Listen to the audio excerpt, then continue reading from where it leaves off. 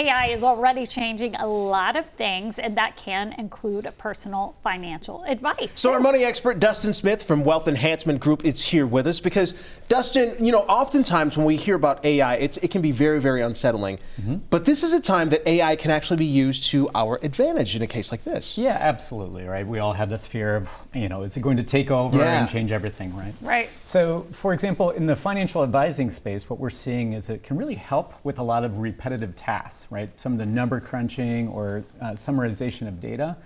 And, which is common, you hear that with a lot of industries, but what it really allows us to do is focus on the relationship side of our clients and help them with the behavioral side of financial advising, right? So like the meticulous stuff, it takes out that work, you mean? Yeah, so, there's always times where I'm doing math and calculating things. And taking notes, probably. Exactly. It can help do that faster, but it can help me sit down with the clients and work through, emotional things, right? Because, we're humans. So I could always, I always joke and I say, I could make a list of exactly what people should do, but no one really does it, right? Because life happens and emotions happen. So we have to help guide people through that.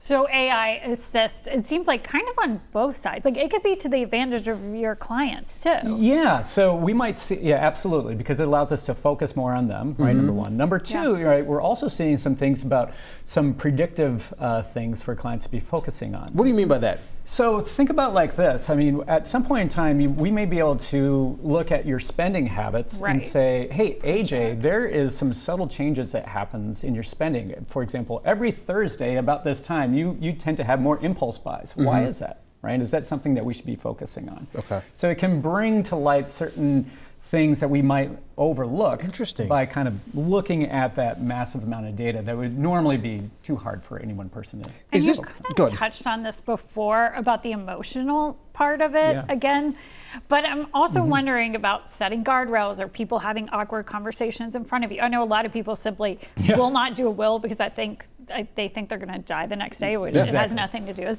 So how will it assist there? So so it might be something as simple as saying, let's, for example, certain times of the year or certain volatility in the market, we may be able to say, wow, these clients tend to reach out more during these time periods. Got it. And so we should be proactive in reaching out to them or sending out them emails or educational advice to try to calm those fears or just have those conversations.